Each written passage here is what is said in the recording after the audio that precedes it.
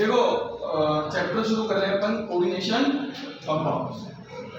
मैंने पहले भी तुमसे कई बार कहा होगा कुछ बच्चों से कि इनऑर्गेनिक केमिस्ट्री की दो सबसे इम्पोर्टेंट है, one is chemical bonding and the another one is coordination compounds.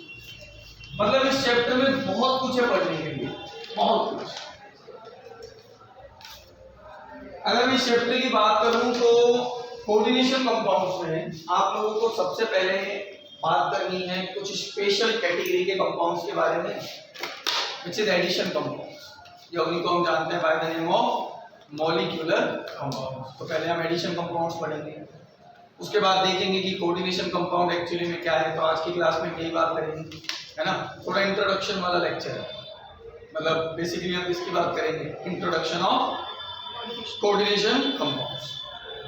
फिर इससे आगे जब आप चलोगे तो कोऑर्डिनेशन कंपाउंड्स की कुछ टर्मिनोलॉजी पढ़ोगे, उससे आगे फिर टर्मिनोलॉजी पढ़ने के बाद आप कोऑर्डिनेशन कंपाउंड में बॉन्डिंग के बारे में बात करोगे और वहां दो बहुत बहुत इंपॉर्टेंट थ्योरीज पढ़ोगे, one is CFT and the another one is BBT। पहले पढ़ोगे BBT, उसके बाद CFT, क्रिस्टल फील्ड थ्योरी।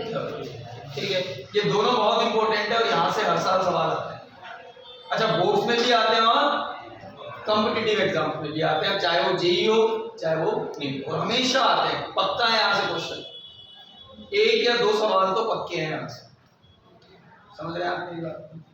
तो शुरू करते हैं। अच्छा, इसमें आइसोमेरिज्म का भी थोड़ा बहुत पोर्शन आएगा जो आपने ऑर्गेनिक में पढ़ा है। हाँ, कुछ थोड़ा बहुत अलग होगा, चीजें थोड़ी डिफर करेंगी, पर बेसिकली दो तरह की आइसोमेरिज्म आप यहाँ पढ़ोगे, ऑप्टिकल एंड ज्योमेट्रिक। और भी पढ़ते हैं पर दो तरह की मेनली आप पढ़ने वाले हो, ऑप्टिकल और ज्योमेट्रिक। सही है।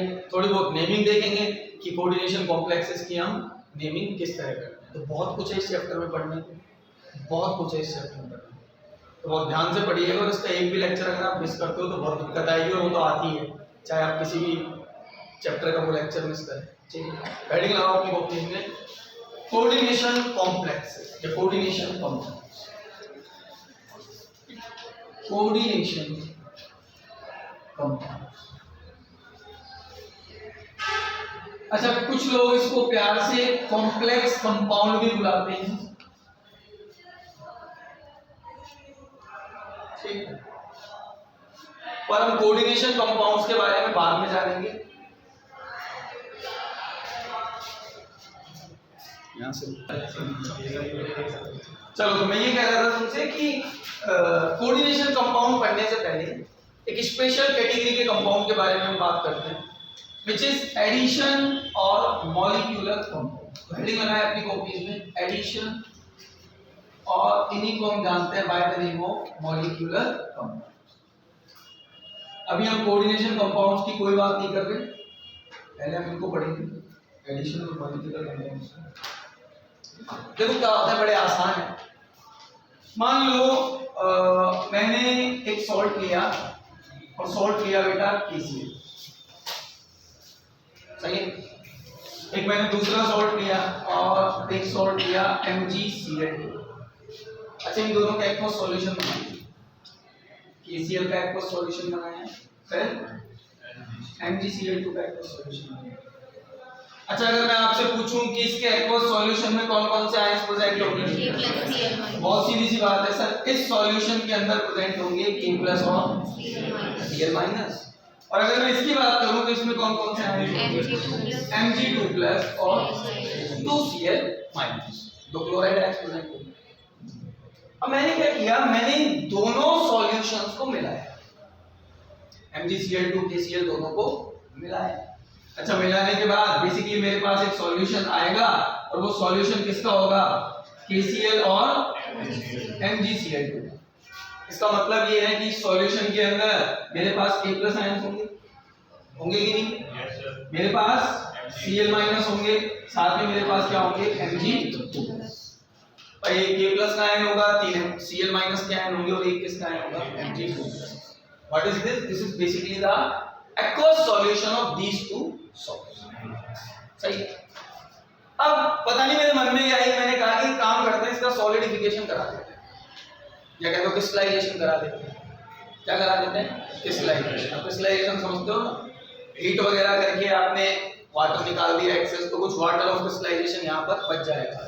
और जब मैंने इस सॉल्यूशन का क्रिस्टलाइजेशन कराया, सॉलिडिफिकेशन कराया, तो मुझे बेटा एक नया कंपाउंड मिला which is KCl dot MgCl2.6H। Yes, बहुत फेमस कंपाउंड है केमिस्ट्री में, इसको कार्मेलाइट कहते हैं।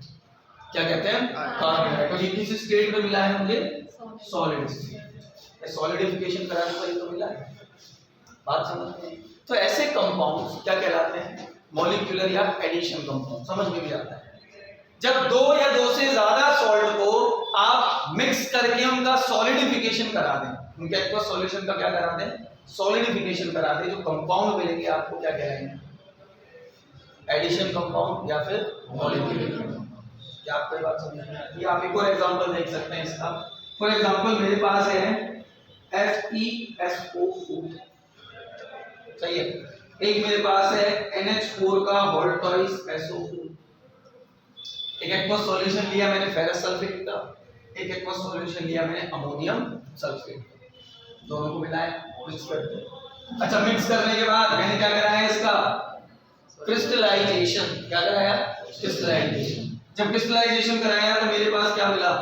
FeSO4 डॉट NH4 का वोल्टॉइस SO4.7। पढ़ा है पहले compound? Yes, this compound is actually most.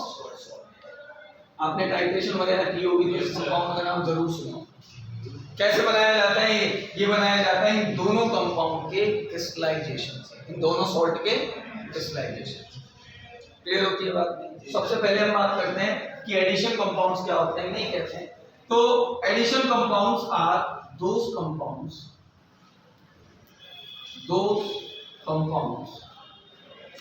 which are formed by the crystallization of two or more than two salts from their aqueous solution। बात समझ में आ रही है? या एक चीज और है कि in their stoichiometric ratio।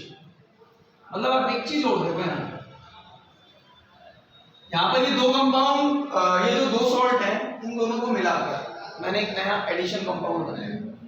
लेकिन इन एडिशन कंपाउंड में दोनों सॉल्ट का रेशियो देखो, सिंपल रेशियो 1:1। यहाँ पर क्या है? 1:1। क्लियर है? 1:2 हो जाएगा, which is also a simple ratio.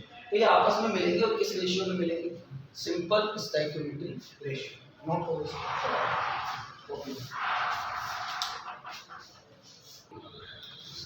और एग्जांपल देख लेते हैं। दो तो लिखे हुए हैं यहाँ पे, कौन कौन से? एक तो KCl डॉट MgCl2.6H। याद नहीं करने के फॉर्मूले, सुनना है, समझना है, ठीक है। एक एग्जांपल मैंने यहाँ लिखा है मोर सॉल्ट का, तो FeSO4 डॉट NH4 का वोल्टॉइस SO4.7H2 मोर सॉल्ट, ठीक है। एक आपको जैसे लिख दिया हम CuCl2.4NH3, ये भी एक एडिशन कंपाउंड है ना। देखो दो कंपाउंड है अलग अलग, उनको ऐड करके आपने एक नया कंपाउंड बनाया है। जैसे एक बहुत फेमस है which is FeCN का वोल्टॉइस डॉट 4Kc। मतलब किस रेशियो मिल रहा है? 1:4। क्लियर? सॉल्यूशंस में पढ़ाते हैं इसको। एग्जांपल्स हैं इसके। ये किस किस के एडिशन से मिला है, बना है? KCl और FeCN का किस रेशियो में? 1:4। अभी जो एडिशन कंपाउंड की हम बात कर रहे हैं, इन एडिशन कंपाउंड्स को फर्दर हमारी किताबें बेटा दो पार्ट्स में कैटेगराइज करती हैं। कौन कौन से दो पार्ट्स हैं बताएं इसको? सॉल्यूशन बनाने का नाम साल में लाइट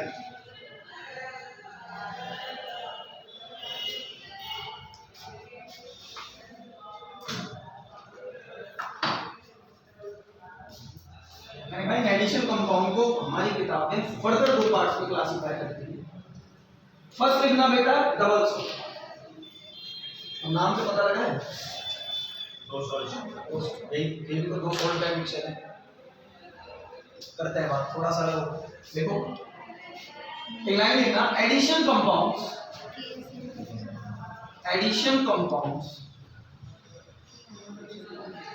आर क्लासिफाइड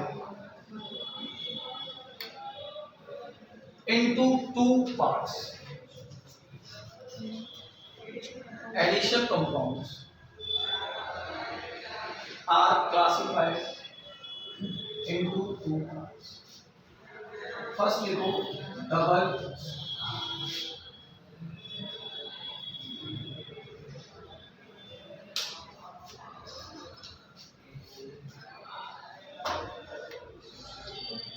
क्या एडिशन कंपाउंड ही है? दो सॉल्ट के मिक्सचर से ही मिलकर बनेंगे। डेफिनेशन सुनेंगे, दोस एडिशन कंपाउंड,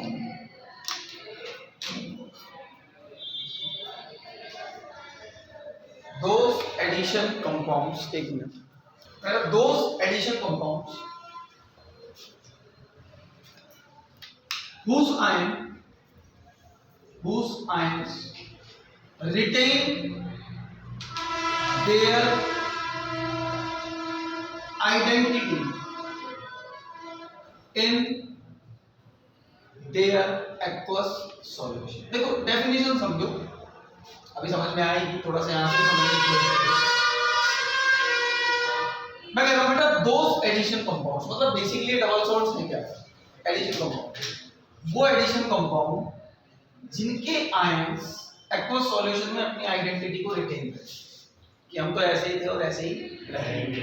एग्जांपल, आपने अभी एक एडिशन कंपाउंड पढ़ा which is KCl dot MgCl2 dot 6s, सही है। अच्छा कौन से स्टेट में? सॉलिड स्टेट, सही है। मैंने क्या किया, मैंने इसका सॉलिडिफिकेशन करके इसको बनाया था, इसको दोबारा उठाया और उठा के कहां डाल दिया?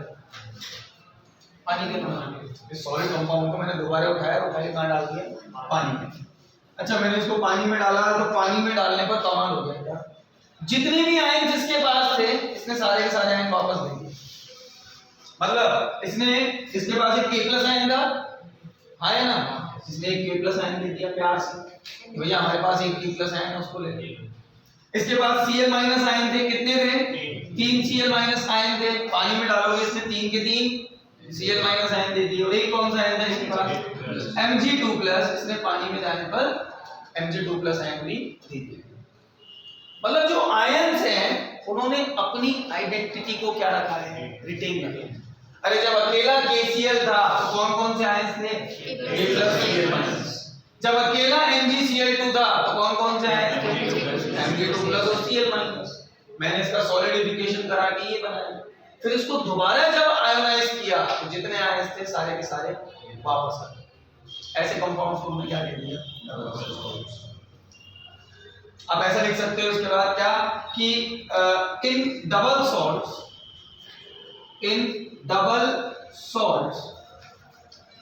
ऑल दी, या अ डबल सॉल्ट ऐसे लिखेंगे हम इसको, आयोनाइज कंप्लीटली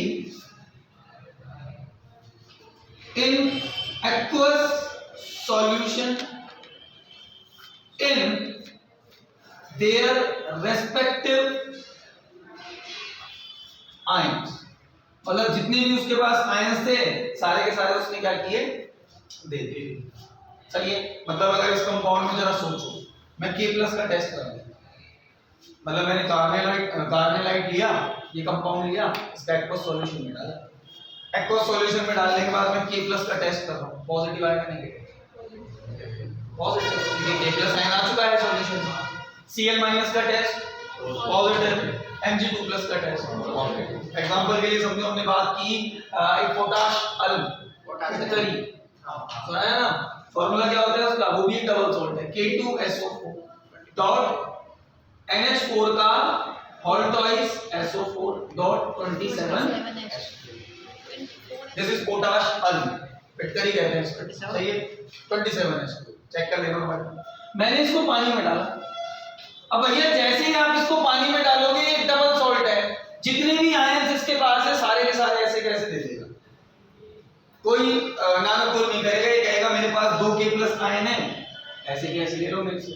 यहाँ पर SO4 2 आयन कितने हैं इसके पास टोटल, 1 and 1 2, सही है, 1 and 1 2। तो यहाँ पर क्या बना, अच्छा मैंने फॉर्मूला गलत लिखा actually, this is K2SO4 dot Al2SO4 का होल ट्वाइस डॉट 27, सही है। तो मैंने कहा इसके पास 2K+ आयन है, इसने दे दिए, SO4 2 आयन कितने हैं 3, तो इसमें 3 कौन से आयन दे दिए, SO4 2 आयन। यहाँ पर Al3+ कितने हैं, 3 और 4 है सर, कितने हैं 4, Al3+ कितने हैं 2, तो इसमें 2 Al3+ आयन, जितने भी आयन थे सारे के सारे इसमें आयन होके 24H2 है, क्लियर है, 24H2 है, बात समझ में आती है, ठीक, जितने आयन थे सारे के सारे दे। अच्छा इसका ये मतलब है ना कि these compounds does not exist in aqueous medium, पर सॉलिड में एग्जिस्ट करेंगे, एक्वस में तो क्या कर रहे हैं, सारे के सारे आयन दे देते हैं, एक्वस में उनका कोई अस्तित्व ही नहीं है, तो वही बन जा रहे हैं जो पहले थे, रिटेन देयर आइडेंटिटी ना, पहले वाली आइडेंटिटी रखी, तो लिख लेना टाइम कि these compounds, these addition compounds exist only in solid state, only in solid state,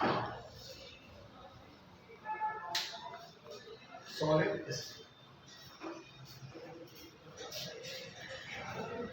and the important thing is कि भैया जितने भी आयन हैं सबका टेस्ट कैसा आएगा,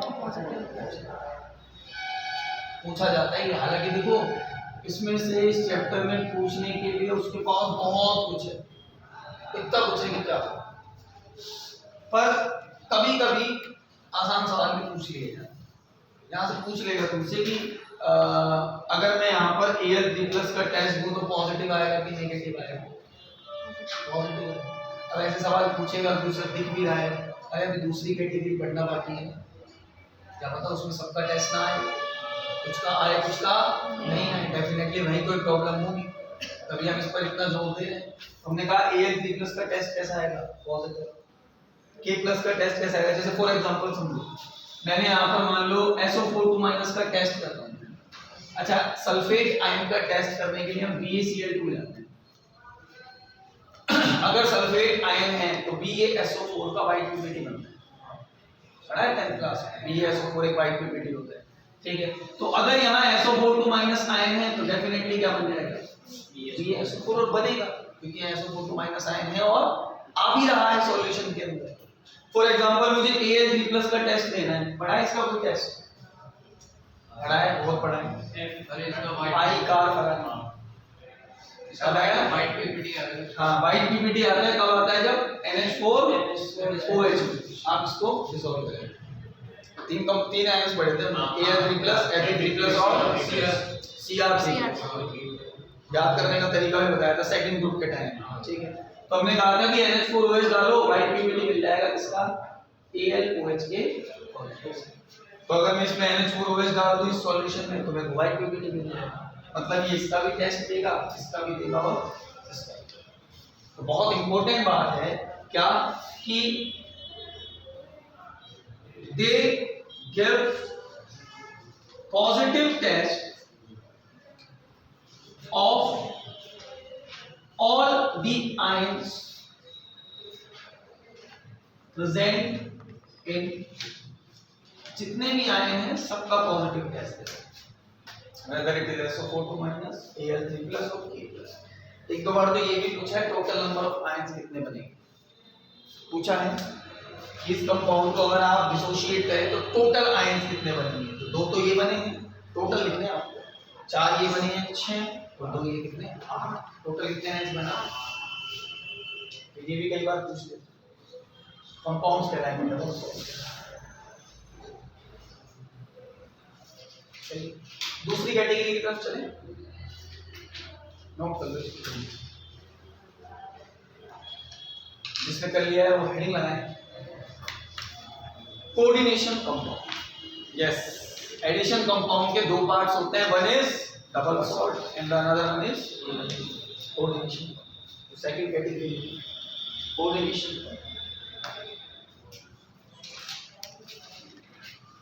अब आप लोग समझ रहे हैं कि हमें पूरे चैप्टर में कौन से कंपाउंड पढ़ने हैं। थोड़ा इंट्रो लेते हैं अपने कोऑर्डिनेशन कंपाउंड्स के बारे में। हेडिंग है coordination.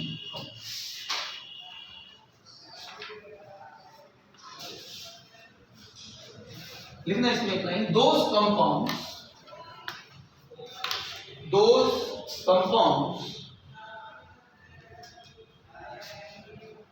which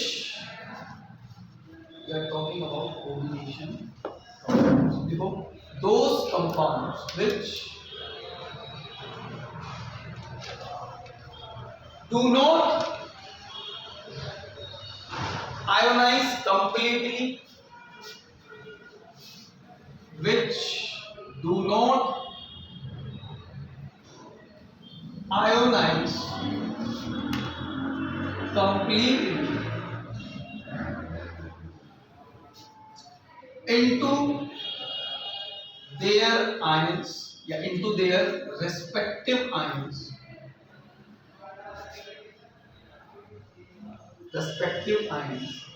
in aqueous solution।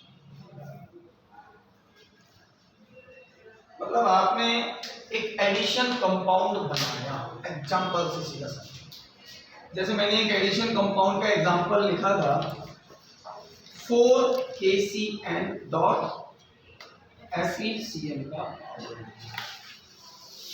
ये एक एडिशन कंपाउंड है। कैसा कंपाउंड है? एडिशन। दो सॉल्ट से मिलकर बना। हमने क्या किया, हमने इसको बनाया, इसका सॉलिडिफिकेशन करा के इसको बनाया, बनाने के बाद हमने इसको डाला पानी। अच्छा, पानी में डाला, पानी में डालने के बाद मैं कुछ अपनी जिंदगी में मैं सोच रहा हूँ कि कौन कौन से आयन देगा। साहब ये 400 K+ देगा, देगा कि नहीं देगा? बिल्कुल देगा।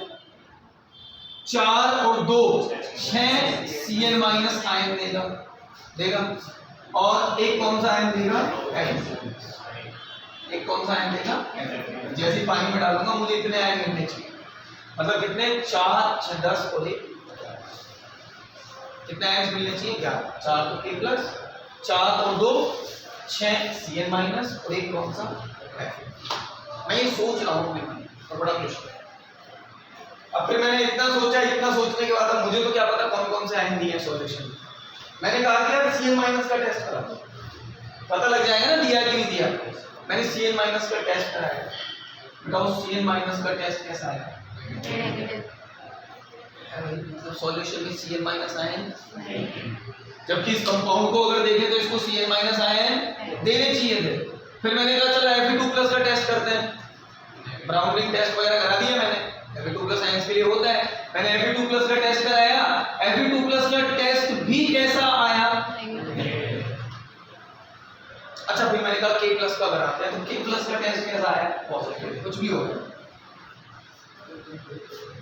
मतलब वो क्या रहा है बेसिकली, वो ये रहा है कि ये सॉल्यूशन में जाने पर कुछ आयन दे रहा है, कुछ नहीं।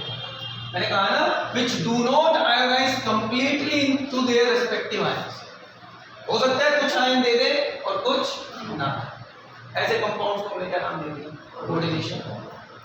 अब सवाल ये उठता है कि सर इसने ये वाले आयंस नहीं दिए तो इसने क्या कौन से आयंस दिए? तो हमने देखा, और ये सब ऑब्जर्वेशन पर बेस्ड है। हमने देखा तो हमने ये पाया बेटा इसने एक तो K+ आयन दिया, एक मतलब 4 K+ आयन दिए, सही है। और एक इसने कॉम्प्लेक्स आयन दिया विच इज FeCN का होल 6 2 कौन सा आयन दिया? FeCN का होल 6 4 -। इस आयन को हमने क्या बोला? Complex ion. अरे देखो ना, इस आयन में देखा जाए तो एक से ज्यादा आयन हैं। इस ओवरऑल आयन में देखा जाए तो दो आयन हैं। एक तो कौन सा आयन है? Fe2+, एक कौन सा आयन है? Cl-। और ये दोनों एक दूसरे से अलग नहीं है। इन दोनों ने मिलकर एक नया आयन बनाया which is FeCl का होल से 4-। क्लियर है? इस आयन को हमने क्या नाम दिया? कॉम्प्लेक्स। कुछ बात समझ में आ रही है क्या कहना चाह रहा हूं? फॉर एग्जांपल एक और कंपाउंड देखो, हमने एक कंपाउंड लिखा था, कौन सा लिखा था? CuCN.4n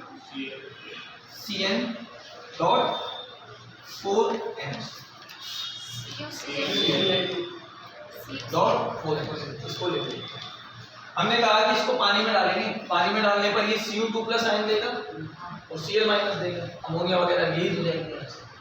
पर नहीं, इसने भी ऐसा किया, इसमें कोई Cu2+ आयन हमें एक्चुअली हमने देखा कि किस किस आयन की बात कर रहे हैं, कौन कौन सा टेस्ट दे रहा है। तो इसने Cl- तो दिए और कितने दिए? 2। पर इसने Cu2+ का टेस्ट नहीं दिया due to formation of CuNH3 का होल 4। कुछ समझ आ रहा होगा, पूरा नहीं समझना, थोड़ा बहुत ही समझिए। कुछ एडिशन कंपाउंड बेटा ऐसे बने जो कि अपने पूरे के पूरे रिस्पेक्टिव आयन में डिसोशिएट नहीं हो रहे। उनमें से कुछ आयन दे रहे हैं, कुछ आयन नहीं दे रहे। मैं क्या कह रहा हूं, हुआ क्या यहां पे? हुआ ये कि some of the ions lost their identity in aqueous solution. Hence, they do not give positive test of all the ions present in, जितने भी आयन प्रेजेंट थे उन सबका इसने पॉजिटिव टेस्ट नहीं दिया, कुछ का दिया कुछ का नहीं दिया, क्योंकि कुछ आयंस ने अपनी आइडेंटिटी को रिटेन किया, बाकी सबने अपनी आइडेंटिटी क्या कर ली? चेंज। अरे देखने में लग रहा है यहाँ कौन सा आयन प्रेजेंट है? Fe2+, पर भैया Fe2+ ने तो रिश्ते ही अलग बना दिए, Cl- के साथ मिलकर एक नया आयन बना दिया FeCl का whole 6 which is a complex ion. ठीक है, अपनी आइडेंटिटी को दिया तो टेस्ट भी नहीं हुआ, कह रहा है कि नहीं हम तो नहीं देंगे टेस्ट। बात समझ में आ रही? प्रॉपर्टीज भी बदल जाती है बेटा, प्रॉपर्टीज भी बदल जाती है। चीज समझो यहाँ पे, KCN पॉइजनस होता है नेचर में, साइनाइड आयन है ना इसमें। अब साइनाइड आयन जहाँ होता है वो कंपाउंड जनरली कैसे होता है? पॉइजनस। ये भी नेचर में कैसा होता है? पॉइजनस। इन दोनों को मिला के ही तो ये बना है। और रेशियो 1 में जब हमने इनको मिलाया तभी तो ये बना हमारे पास, दोनों पॉइजनस थे। पर जब हमने ये कंपाउंड सॉलिडिफिकेशन करा लिया और फिर इसका हमने एक्वस मीडियम में सॉल्यूशन बनाने की कोशिश की और फिर इसको चेक किया, कोई पॉइजनस नहीं। कहने का मतलब ये तो पॉइजनस है, ये पॉइजनस नहीं, क्योंकि Cl- वो Cl- है ही नहीं अब जो पहले था, ये यहां से आजाद हो ही नहीं सकता। सिमिलर मैनर में Fe2+ अब वो Fe2+ आयन नहीं है जो कहां पे प्रेजेंट था? यहाँ पे FeCl का होल टेस्ट, मस्त Fe2+ का टेस्ट दे रहा था, अब ये तो एक कॉम्प्लेक्स आयन बना। क्या आपकी बात समझ पा रहे हैं? डिफरेंस समझ में आ रहा है डबल सॉल्ट और कोऑर्डिनेशन कंपाउंड्स के? डबल सॉल्ट में क्या हुआ था? जितने भी आयन थे सारे मिल गए थे आप, ऐसे के ऐसे, कोई टेंशन ही नहीं थी उनमें, और जेनोन भी लगाया था, यहाँ मिलने भी चाहिए, पर कोऑर्डिनेशन कंपाउंड्स में ऐसा नहीं। That is why complex ion यहाँ पे बन रहा है। That is why these compounds are also known as complex compounds। नाम सुना होगा आपने, यहाँ coordination compound को हम किस नाम से पढ़ते हैं? Complex compound। नोट करो अपनी कॉपी। अच्छा, क्या ये बस सॉलिड स्टेट में एग्जिस्ट करेंगे? भाई ये सॉल्यूशन में भी है इनका एक्सिस्टेंस, क्लियर है, due to formation of this complex ion. Actually अब इनकी प्रॉपर्टीज मेनली किस पर डिपेंड करेगी? कॉम्प्लेक्स। तो हम कहेंगे कि they exist in solid state as well as in aqueous solution. एक प्रॉपर्टी और लिख सकते हैं कि these compounds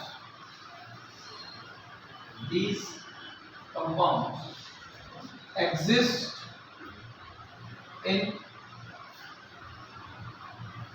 solid state as well as in aqueous solution, दोनों में एग्जिस्ट करता है, in solid state as well as in aqueous solution। साथ में इसको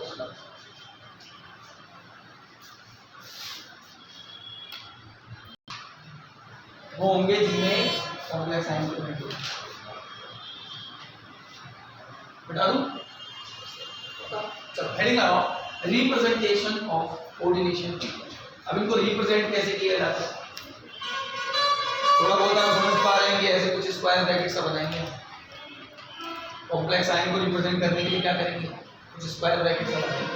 हेडिंग लगाओ, रिप्रेजेंटेशन ऑफ कॉम्प्लेक्स।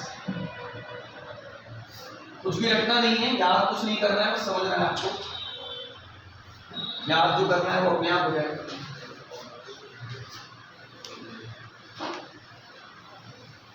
वापस लेते हैं ये एग्जांपल। हेडिंग लगाओ, representation of complex compound.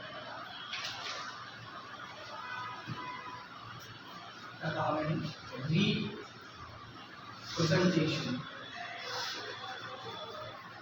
Of complex coordinate.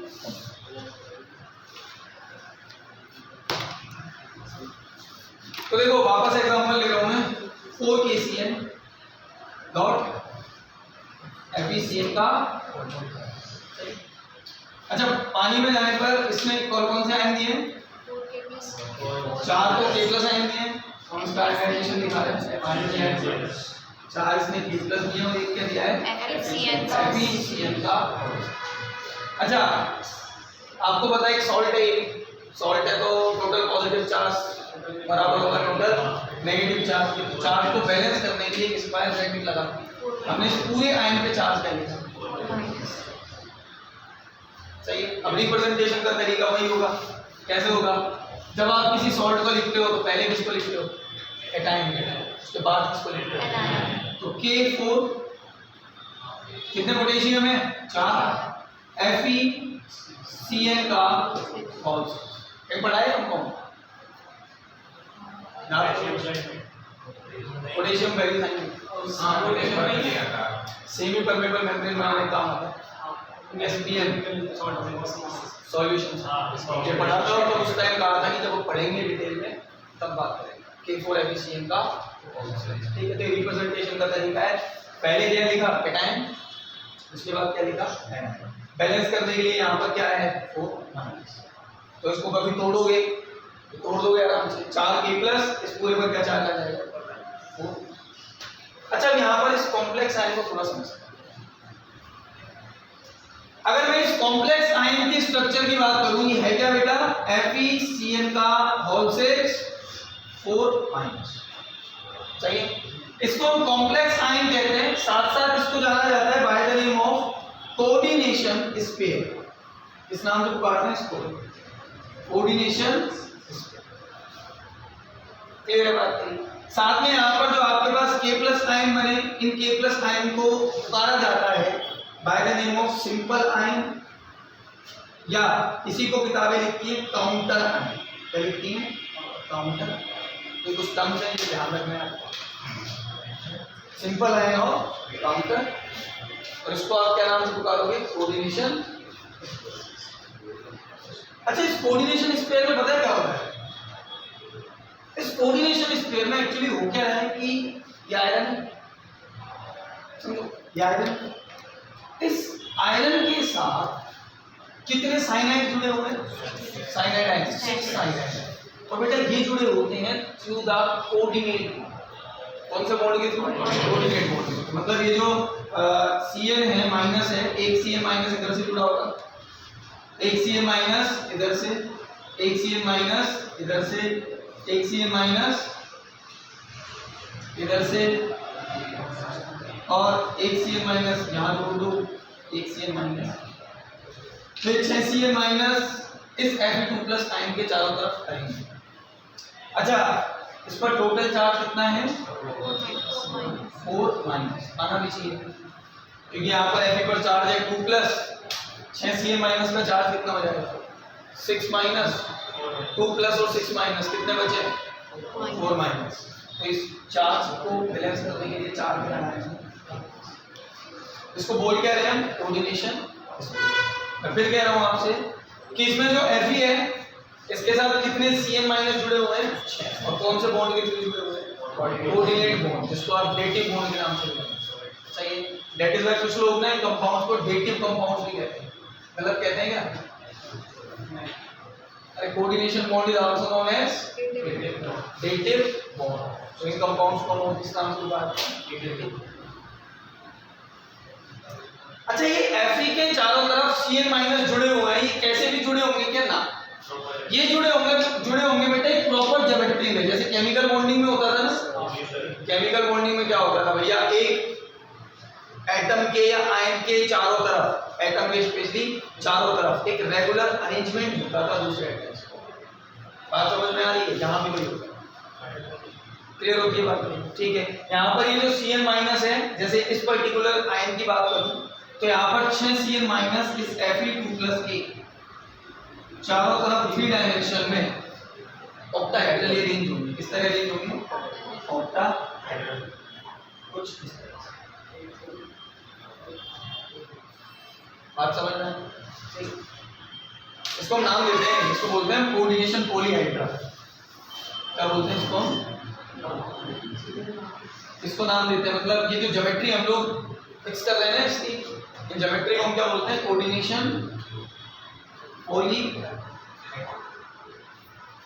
जैसे आप इस कह दो कि इसका कोऑर्डिनेशन पॉलीहेड्रा किसका है, कैसा है? ऑक्टाहेड्रल। फॉर एग्जांपल 4 जुड़े होते हैं तो हो सकता है 4 कैसे जुड़े हो, स्क्वायर प्लेनर में।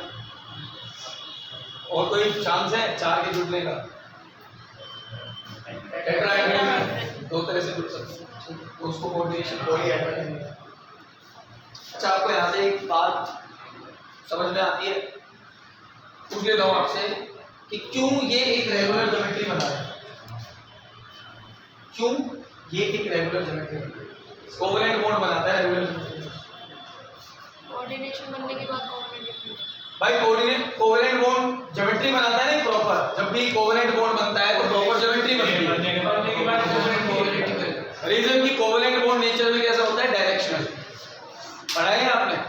Covalent bond are directional in nature. Directional का मतलब एक पर्टिकुलर ज्योमेट्री में अरेंज करेंगे। एक कोऑर्डिनेट बॉन्ड बनने के बाद किसकी तरह बिहेव करता है? कोवेलेंट बॉन्ड की तरह। आप एक कोऑर्डिनेट बॉन्ड के बनने के बाद उसको कोवेलेंट बॉन्ड से डिफरेंशिएट नहीं कर सकते, तो इस चीज का ध्यान रखना। नोट कर लो इसको, कोऑर्डिनेशन स्फीयर या कोऑर्डिनेशन पॉलीहेड्रा कहेंगे आप इसको। क्या कहेंगे दूसरे आयन को? Simple ion. ठीक है, कुछ एग्जांपल्स के लिए बात कर लो।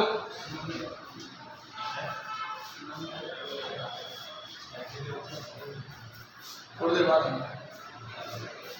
एग्जांपल्स के लिए बात कर लेते हैं हम लोग। जैसे कुछ कॉम्प्लेक्स कंपाउंड लिखा हूं यहाँ पे, देखो जरा।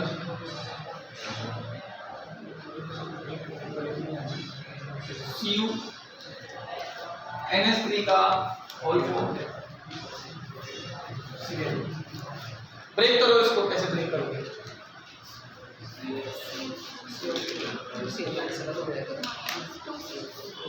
ये किसमें टूटेगा? ये क्लोरीन बाहर लिखे हुए हैं, मतलब देखो सुनो, ये जो स्क्वायर ब्रैकेट है ये पूरा मिलकर क्या बनाएगा? एक कॉम्प्लेक्स। स्क्वायर ब्रैकेट के बाहर क्या प्रेजेंट होगा? Counter ion. सही है, ये जो काउंटर आयन होगा ये कैसा होगा? आयोनाइजेबल। कैसा होगा? आयोनाइजेबल, जो कि कहां लिखा होगा? स्क्वायर ब्रैकेट के बाहर। अब ऐसा कोई कंसेप्ट मत बनाना कि ये जो आयोनाइजेबल पार्ट है या काउंटर आयन है ये हमेशा क्या होगा? कैटायन। ये एनायन भी हो सकता है, हो रहा है। आप इसको ब्रेक करोगे तो ये काउंटर आयन कैसे बनेगा? 2Cl-। साथ में ये क्या बना लेगा बताओ? CuNH3 का होल 4 और इस पर टोटल चार्ज +2 बेटा, बैलेंस करने के लिए 2 माइनस है तो इस पर क्या आ जाएगा? 2 प्लस। फॉर एग्जांपल अब बात कर लो Cu, इसकी नहीं, हम बात कर लेते हैं किसकी? K3 ये कंपाउंड भी होता है FeCl का। अच्छा इसको ब्रेक करो, कैसे ब्रेक करोगे? 3K प्लस FeCl का होल से 3। आप लोग ये बात समझ पा रहे हैं कि आपका केटायन हो सकता है कॉम्प्लेक्स हो सकता है आपका केटायन आयन कॉम्प्लेक्स हो। जैसे यहाँ बात करें तो आपका केटायन कैसा है? कॉम्प्लेक्स। और यहाँ पर कौन कॉम्प्लेक्स है? एनायन। और केटायन कैसा है आपका? सिंपल। यहाँ पे केटायन, यहाँ पर एनायन कैसा है? Simple anion. और यहाँ पर कैसा है? सिंपल। अच्छा एक चीज आप मुझसे ऑब्जर्व कर रहे हो, जैसे आप सिंपल सोर्स को लिखते हो ना NaCl, पहले क्या लिखा? केटायन, उसके बाद क्या लिखा? तो पहले आपने क्या लिखा यहाँ पे? केटायन, उसके बाद पहले यहाँ पे क्या लिखा आपने? केटायन, उसके बाद मतलब हमेशा पहले कौन लिखा जाएगा? whether it is simple or it is whether it is simple or it is complex, हमेशा पहले किसको लिखेंगे आप? केटायन। अच्छा ऐसा भी पॉसिबल है कि दोनों ही कॉम्प्लेक्स हो। इट इज आल्सो पॉसिबल कि दोनों ही क्या हो? कॉम्प्लेक्स। एग्जांपल के लिए बात कर लो, PtNH3 का होल 4 PtCl। आप इसको ब्रेक करते हो ना तो इस पे चार्ज कितना आता है? 2 प्लस और इस पर 2 माइनस। ये हम सीखेंगे इनके चार्ज निकालना। और अभी मेरी बात मान लो कि ये क्या है? केटायन और ये क्या है? एनायन। दोनों ही कैसे हैं? कॉम्प्लेक्स।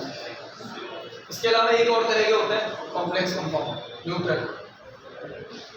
एक और होता है न्यूट्रल, which is CO, जैसे ये एग्जांपल MnCO का होल सेल, MnCO का होल सेल कैसा मॉलिक्यूल है? ये न्यूट्रल। MnCO का होल सेल कैसा है? न्यूट्रल। ये न्यूट्रल है भाई, इस पर कोई चार्ज नहीं होता। ऐसे भी कॉम्प्लेक्स पढ़ेंगे लास्ट में, इनको हम कहते हैं कार्बोनिल कंपाउंड्स या कार्बोनिल कॉम्प्लेक्स। इस चैप्टर के लास्ट में पढ़ेंगे तो ज़्यादा टेंशन नहीं। मैं एग्जांपल बस आपको इसलिए बता रहा हूँ ताकि आप ये समझ सको कि हो सकता है किसी कोऑर्डिनेशन कंपाउंड में आपका केटायन कैसा हो? कॉम्प्लेक्स। एनायन कैसा हो? कॉम्प्लेक्स। हो सकता है कि दोनों ही कैसे हो? कॉम्प्लेक्स। क्लियर है? और एक टाइप और मिल सकता है आपको, which is क्लियर। तो इसके आगे हम कुछ टर्मिनोलॉजी पढ़ेंगे कल की क्लास में, ठीक है? अभी आप जा सकते हैं, अभी बात करेंगे।